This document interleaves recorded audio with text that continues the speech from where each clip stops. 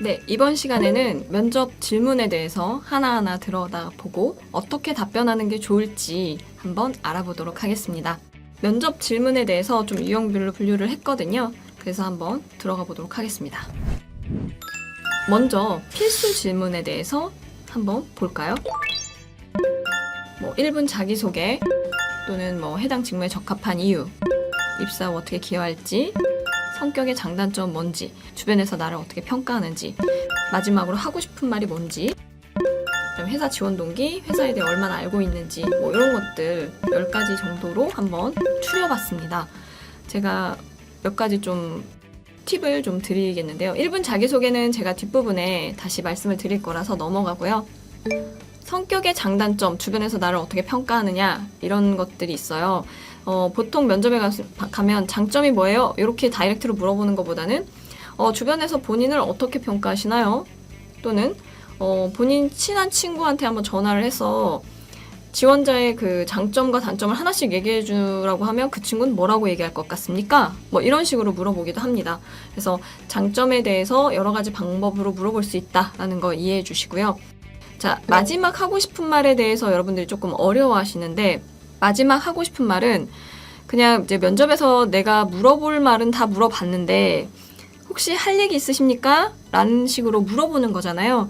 그렇기 때문에 우선 내용이 길면 안 됩니다. 면접은 이제 다 끝났으니까 할 말 좀 간단하게 하세요. 이런 느낌이기 때문에 길게 말씀하시는 건 별로 좋은 방법은 아니고요.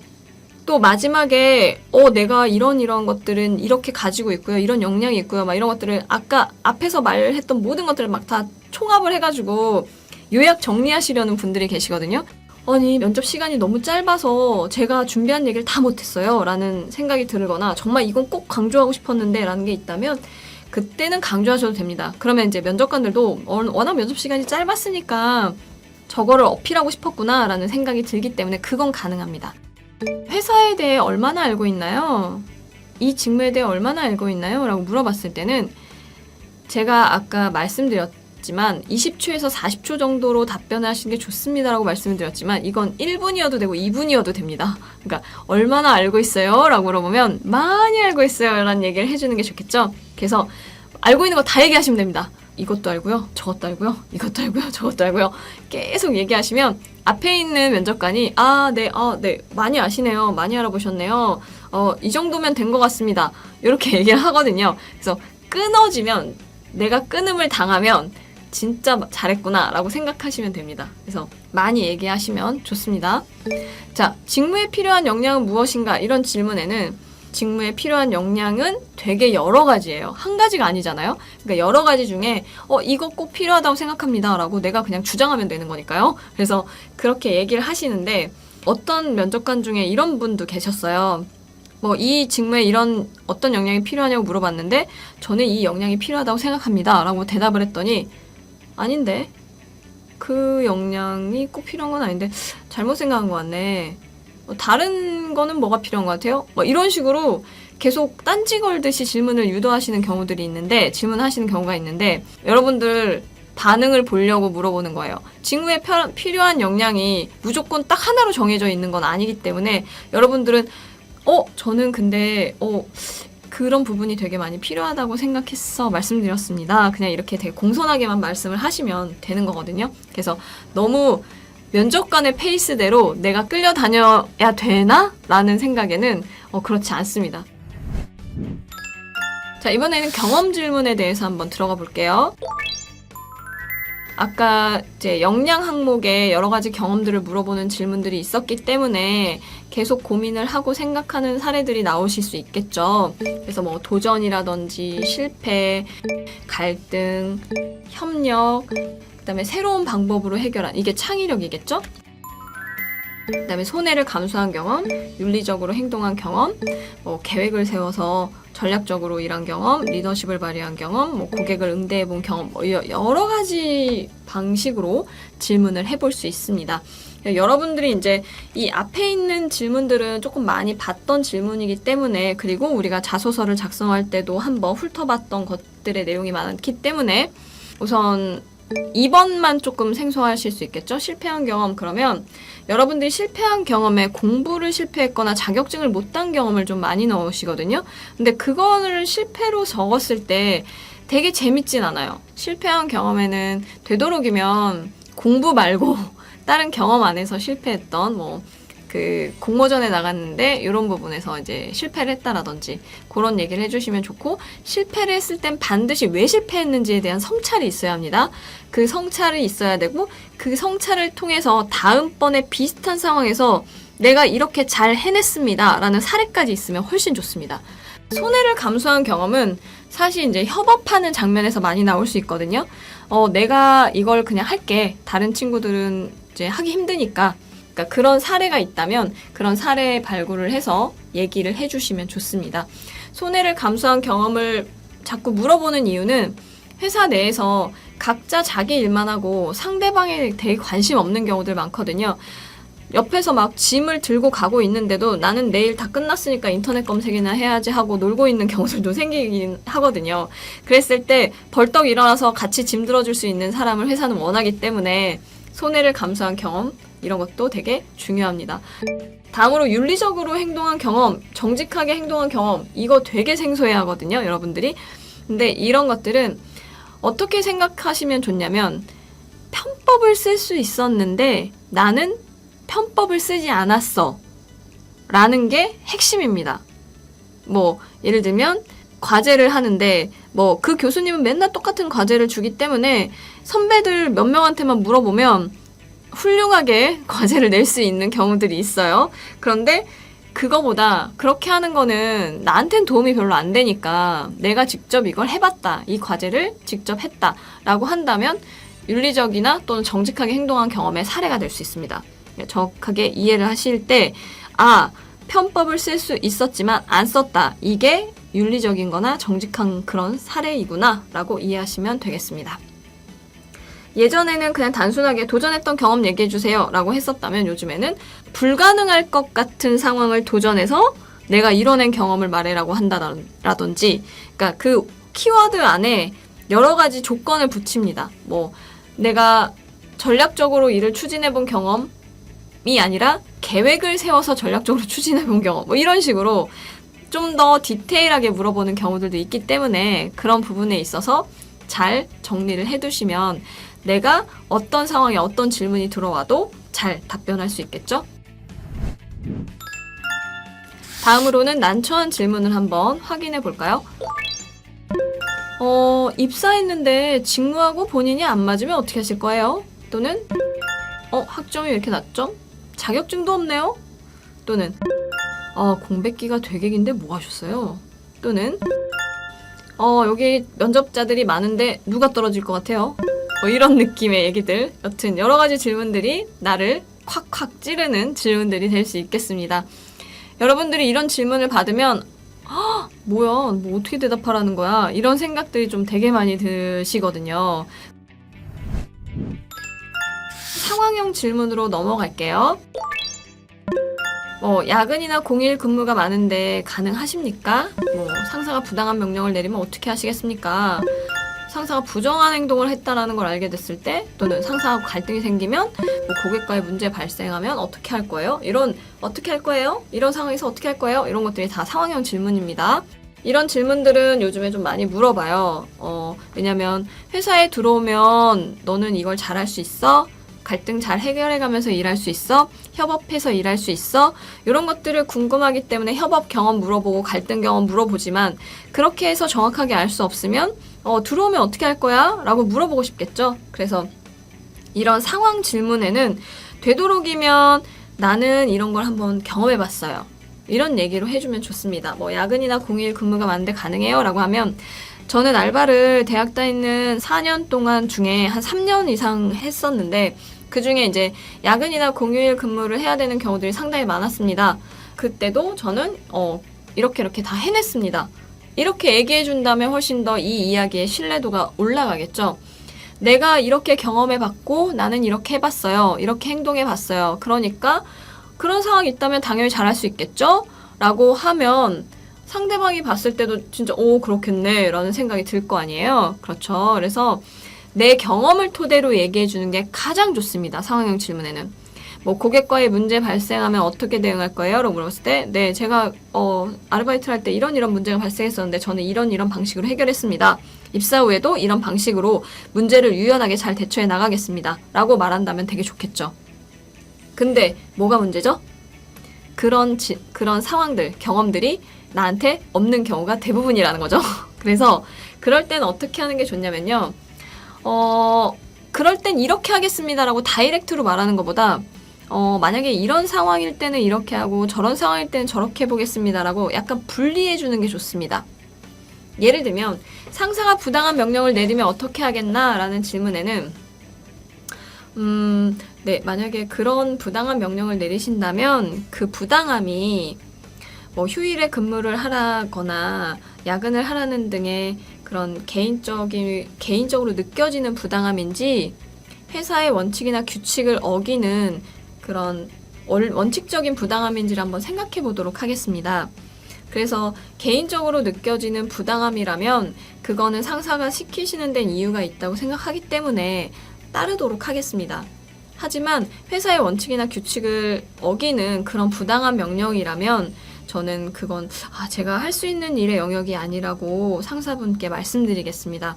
그렇게 하면 안 되는 거기 때문에 제가 이렇게 말씀드렸을 때 상사도 이해해 주실 거라고 생각됩니다. 뭐 이런 식으로 상황을 조금 쪼개서 얘기를 해주는 게 중요합니다. 왜냐면 그래야 생각을 하고 대답한 것 같거든요. 뭐 예를 들면 본인이 되게 중요한 약속이 있어요. 그런데 갑자기 퇴근 5분 전에 상사가 야근을 하라고 합니다. 그럴 때 어떻게 하시겠어요? 라고 하면 야근을 안 한다고 할 순 없으니까 야근한다고 해야겠지? 그래서 네, 그래도 야근을 하겠습니다. 그냥 이렇게 얘기해요. 그러면 되게 영혼이 없어 보입니다. 그냥 저게 정답인 줄 알고 얘기하는 거구나 라는 느낌밖에 안 들어요. 그렇다고 해서 야근 안 할 건데요 라고 말하기가 되게 어렵잖아요. 그럴 때는 이렇게 말해 보는 겁니다. 네, 만약에 그런 상황이라면 그 약속이 뭐 친구들이나 동생들이랑 만나는 그런 개인적인 약속인지 아니면 어르신들하고 만나는 약속인지를 한번 생각해 보도록 하겠습니다. 친구들하고 만나거나 동생들이랑 만나는 거라면 제가 나가지 않거나 다음으로 약속을 미루는 방법으로 야근을 하도록 하겠습니다. 하지만 어르신들과 만나는 약속이라면 퇴근 5분 전에는 이미 그분들이 출발하셨을 시간이기 때문에 이 부분에 대해서 상사분께 충분하게 설명을 드리고 약속을 빨리 다녀와서 밤을 새서라도 상사가 시키시는 일을 마무리 짓도록 하겠습니다. 뭐 이런 식으로 말하는 거죠. 결국 야근을 하겠다는 거지만 상황을 쪼개므로써 이 친구가 그래도 고민을 하고 대답을 하고 있구나, 진심이구나 라는 것들을 전달할 수 있는 겁니다. 이렇게 대답해 주시면 좋겠죠? 자, 1분 자기소개를 말씀드릴게요. 우리가 면접을 가면 가장 먼저 준비해야 되는 게 기출 질문별로 생각할 때 1분 자기소개입니다. 왜냐면 모든 기업의 한 50%는 앉자마자 자, 자기소개부터 한번 시작해 보실까요? 이렇게 하기 때문이에요. 그런데 왜 1분이 붙었느냐? 1분 이상 하면 집중력이 떨어지기 때문에 한 1분 정도로 해야 되기 때문에 1분 자기소개란 이름이 붙은 겁니다.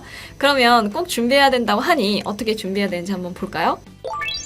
자, 1분 자기소개 시간은요, 첫인상을 심어줄 수 있는 시간입니다. 그쵸? 당연히 맨 처음에 하는 거니까. 그래서 면접관이 질문을 한 게 아니잖아요. 뭐 갈등을 해결한 경험이 있나요? 이렇게 질문한 게 아니기 때문에 질문에 구애받지 않고 나를 어필할 수 있는 시간이에요. 내 맘대로. 그죠? 그리고 이 부분은 내가 진짜 엄청나게 잘했던 건데 요거 나한테 관심을 갖고 질문해줬으면 좋겠는데 라는 걸 배치시켜서 그거 어머 그런 경험을 했네? 한번 물어봐야지? 라고 생각할 수 있게 만드는 구성을 할 수도 있습니다. 그리고 다른 답변들은 제가 솔직하고 진솔하게 말을 해야 한다고 말씀드렸잖아요. 이거는 약간 연습한 것 같은데? 준비한 멘트 같은데? 라고 생각해도 괜찮습니다. 왜? 자기소개마저 준비를 안 했다라는 느낌이 들면 오히려 저 친구는 자기소개도 준비 안 하고 면접장에 온 거야? 라는 느낌으로 느껴지거든요. 그래서 그렇지 않고 아 연습했구나 라고 생각이 되어도 괜찮은 답변입니다. 그래서 자기소개는 어떻게 준비해야 되냐면요. 오프닝 멘트, 그 다음에 핵심 역량, 클로징 멘트 이 3단계로 구성해 주는 게 좋습니다. 먼저 오프닝 멘트는 내가 어떤 것들을 강조해야지 라는 것들을 조금 귀에 사로잡을 만한 얘기들을 해주면 좋은데요. 왜 그러냐면요. 면접장에 딱 들어가서 면접관들이 자기소개해보세요 라고 한 다음에 계속 서류만 읽고 있습니다. 대부분의 경우가 그렇거든요. 이 친구가 어떤 전공을 했구나, 뭐 자소서에 어떤 내용을 썼구나, 막 그런 걸 다시 보면서 막 이렇게 체크를 하고 있거든요. 그렇기 때문에 날 쳐다보지 않는 경우가 많아요. 대부분 그래요. 그랬을 때 오프닝 멘트에 조금 귀를 사로잡는 인사말을 해준다면 고개를 이렇게 숙이고 있다가 갑자기 고개를 딱 들고 뭐지? 라는 생각을 할 수 있겠죠. 그래서 약간 귀를 사로잡을 수도 있지만 여기 보면 너무 인위적인 도입은 무리수라고 되어 있는데 그건 뒷부분에 사례를 통해서 제가 좀 어떤 말이었는지 알려드리도록 하겠습니다. 그 다음에 핵심 역량은 직무적 강점을 넣는 거예요. 근데 직무적 강점 우리 계속 했었잖아요. 직무 지원 동기 자소서 쓸 때도 했었죠. 그 다음에 면접에서 내가 어떤 강점을 가지고 있는지 5가지 정도 준비하라고 말씀드렸잖아요. 그런 거 넣어가지고 무조건 하시면 돼요. 우리가 자소서에 직무 지원 동기라고 해서 직무적 강점 쓴 거 또 말해도 돼요? 1분 자기소개 또 해도 돼요? 그렇게 말씀하시는데 당연하죠. 내가 강조하고 싶은 게 이건데 당연히 말해주는 거죠. 그쵸? 물론 다른 얘기 해주고 싶어서 다른 얘기 한두 개 더 넣을게요 라고 하셔도 상관없는데 이거 내가 가장 중요하게 생각하는 거 3가지를 정리를 했다면 그걸 말씀하시는 게 맞습니다. 다음 클로징은 땡땡사에서 이렇게 잘하겠습니다. 감사합니다. 로 마무리하시면 됩니다. 그러면 사례들을 한 번씩 볼까요? 면접관님, 혹시 맥주 좋아하십니까? 안녕하십니까? 시원하고 톡톡 튀는 매력을 가진 맥주와 같은 지원자 땡땡땡입니다.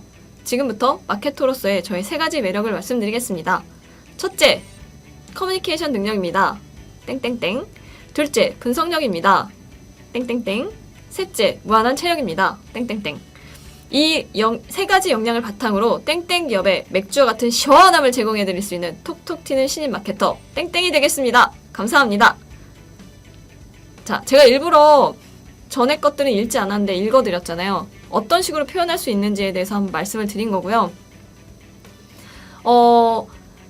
이렇게 스크립트를 잘 짜놨는데 혹시 맥주 좋아하십니까?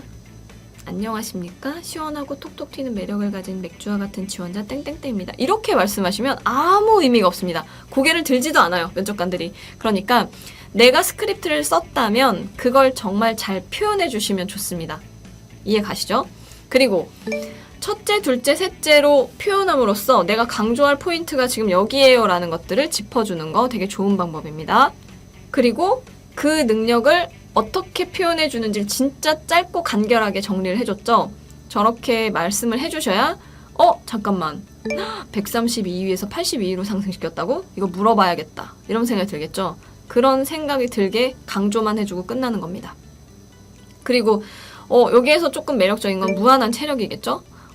여자분들이 여기서 체력 강조하면 사실 진짜 강점인 경우들이 많습니다. 그래? 되게 뭔가 자꾸 몸살이고 그런 거 안 하고 되게 잘하겠네? 라는 생각이 들거든요. 그래서 이런 것도 되게 핵심 포인트가 될 수 있습니다. 그래서 위에 맥주 얘기했으면 밑에도 맥주와 같은 시원함 제공하겠다. 이렇게 댓글을 이루고 있죠? 이런 방법 되게 좋습니다. 그리고 감사합니다로 끝내는 거 이렇게 정리를 해주시면 좋아요. 자, 이분은 스페인, 열정, 이렇게 해놓고 밑에 스페인 중남미 진출의 교두보가 되겠습니다. 이렇게 정리를 해줬고 3가지 역량 정리해서 말해줬습니다. 자, 여기는 면접 오는 길에 할머님께 자리를 양보했지만 생산관리 분야에선 최고 자리 양보하지 않겠다라고 하면서 이렇게 정리를 했고 이 3단어에 어울리는 최고의 생산관리 전문가가 되겠습니다. 이런 식으로 어필해 주었죠. 네, 한 번씩 읽어보시면 좋겠습니다. CJ제일제당에 지원하면서 감칠맛이라는 키워드를 통해서 내가 어떤 감칠맛을 갖고 있는지 매운맛, 짠맛, 단맛으로 대표되게 나를 표현해 주었습니다. 이것도 좀 약간 신선한데? 라는 생각이 들겠죠? 이렇게 해주셔도 되고요. 자, 그러면 이렇게 지금까지 자기소개 사례를 한번 보셨는데 보시면서 느끼셨겠지만 저렇게 인트로를 구성하는 건 진짜 나한테 오글거려서 절대 할 수 없는 일인 것 같은데 라는 생각이 가장 많이 드셨을 거예요. 근데 인트로를 꼭 이렇게 하실 필요는 없고요. 예를 들면 저는 3이라는 숫자로 저를 한번 소개해 보도록 하겠습니다. 첫째, 저는 3가지 자격증을 가지고 있습니다. 하고 설명해주고, 다음으로 저는 3가지 아르바이트 경험이 있습니다. 하고 또 소개해주고, 그 알바를 통해서 뭐 내가 어떤 역량을 키웠는지 뭐 설명해 주실 수도 있겠죠? 그리고 마지막으로 저는 3가지 유형의 친구들을 가지고 있습니다. 뭐 이런 식으로 한다든지. 그래서 3이라는 숫자로 나를 표현해 주겠습니다. 라는 식으로 하면 귀에 쏙쏙 들어오긴 하겠죠? 그래서 이렇게 그냥 너무 오버하지 않고 간결하게 말씀을 해주셔도 되고요. 뭐 예를 들면 저는 친구들 사이에 살림꾼이라는 별명으로 불리우고 있습니다. 제가 살림꾼인 이유를 한번 설명해 드리도록 하겠습니다. 저는 살림꾼처럼 부지런합니다. 하고 부지런해서 잘했던 사례를 얘기해 주신다든지, 그 다음에 저는 살림꾼처럼 일을 찾아서 할 수 있는 사람입니다. 하고 일을 자기가 열심히 찾아서 해서 잘 해결한 경험을 얘기해 준다든지, 이런 식으로 되게 오바해서 말하지 않아도 어떤 키워드를 바탕으로 살림꾼이라는 말이 계속 귀에 맴돌면서 저 친구가 되게 열심히 하고 막 부지런하고 뭔가 찾아다니고 이런 느낌처럼 느껴지잖아요. 그래서 그렇게 일관된 키워드를 통해서 나의 이미지를 정착시키는 거, 그런 것들을 되게 해주시는 것도 되게 좋은 방법입니다. 그래서 너무 오버할 필요는 없지만 되도록이면 어떤 키워드를 통해서 나에 대해서 귀에 쏙 박히게 해주는 거, 그런 방식이 좋다라고 말씀드리고요. 가운데 있는 건 내 직무적인 역량을 잘 표현해 줄 수 있는 거, 이미 정리해 놨던 걸 아주 핵심이 될 만한 얘기로 정리를 다시 하셔서 1분 자기소개지만 1분으로 다 채우면 안 되고요. 한 55초 정도에 맞춰서 내가 읽어봤을 때 55초 정도에 끝난다라고 생각이 든다면 그 정도의 길이로 맞춰서 만들어 주시면 되겠습니다. 자, 우선 면접에 대해서 기본적으로 어떻게 준비해야 되는지, 기출 질문별로 어떻게 답변하셔야 되는지를 말씀드렸고요. 1분 자기소개까지 정리를 했습니다. 자, 이제 마지막으로 제조 소재 기업의 면접을 좀 분석해 드리려고 하는데요. 자기소개서도 똑같이 그랬지만 이것도 이제 공기업 2개, 그다음에 네오플 1개, 이렇게 해서 일반 기업 1개 해서 정리를 해봤습니다. 제주 테크노파크는 필기, 서류, 1차 면접, 2차 면접으로 진행이 되고요. 인성검사, 적성검사는 대부분의 기업들이 하는 거니까요. 그거 하고 서류 전형에서 적격 여부 심사합니다. 그다음에 1차 면접에는 연구직과 일반직, 기술직이 조금 다른 형태로 진행이 되고요. 2차 면접은 PT 면접입니다. 프리젠테이션을 이렇게 준비해 오세요 라고 한 다음에 그거를 발표하고 그거에 대한 질문을 하는 형태로 진행된다라고 생각하시면 될 것 같습니다. 제주관광공사의 경우에는 필기, 서류, 면접 전형으로 이루어지고요. 인성검사, NCS 전공 시험들을 보고요. 제출 서류를 바탕으로 이제 적격 여부를 확인한 다음에 면접 전형이 진행이 됩니다. 블라인드 면접이고 한 번에 직무 면접과 인성 역량 면접을 같이 보는 형태입니다. 그래서 직무적인 사고를 하고 있는지, 그다음에 인성과 역량에 대해서 보고 있습니다.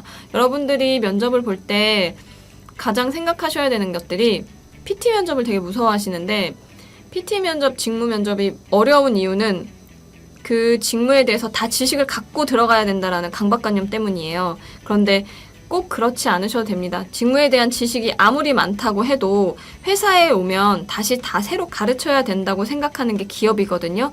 그렇기 때문에 기업에서는 이 사람이 배울 자세가 되어 있는지, 어떤 성향을 가지고 있는지, 오히려 그런 것들에 대해서 더 많이 관심을 가집니다. 정말 똑똑해 보이고 아는 것도 많아 보이는데 되게 싸가지 없어 보이는 사람보다는 아는 건 좀 부족하지만 너무 열심히 잘해줄 것 같고 사람들하고 너무 잘 지낼 것 같은 친구가 있다면 후자를 뽑지 전자를 뽑지는 않습니다. 이해되시죠? 그래서 그런 것들을 많이 본다라고 생각을 해주시면 좋겠습니다. 다음에 네오플은요, 인터뷰만 3번을 봅니다. 그래서 서류 평가 이후에 함께 일할 동료들이 인터뷰를 보고요. 그 다음에 2차는 인사팀이 보고요. 3차는 리더들이 봅니다. 그래서 얼마나 우리 조직에 맞는지, 같이 일할 만한 사람인지를 철저하게 검증하려고 노력합니다. 그래서 그리고 인재상에 맞는지 이런 것들도 중점적으로 평가를 하거든요. 그래서 여러분들이 기업에 가기 전에 물론 인재상들이 회사마다 그렇게 많이 다르진 않습니다. 하지만 인재상을 한번 보고 이런 모습들을 내가 가지고 있다라는 걸 좀 더 표현을 많이 해주는 게 저 사람들이 봤을 때 와, 저 친구가 인재상에 딱 맞는 사람이군 이렇게 느끼기보다는 우리의 인재상을 알고 그거에 적합한 사람이라는 걸 표현해주기 위해 노력하고 있구나 라는 정도의 느낌은 가질 수 있기 때문에 인재상은 한 번씩 꼭 확인해 보셨으면 좋겠습니다. 자, 이상으로 여러분께 면접에 대해서도 말씀을 드렸습니다. 들어주셔서 감사합니다.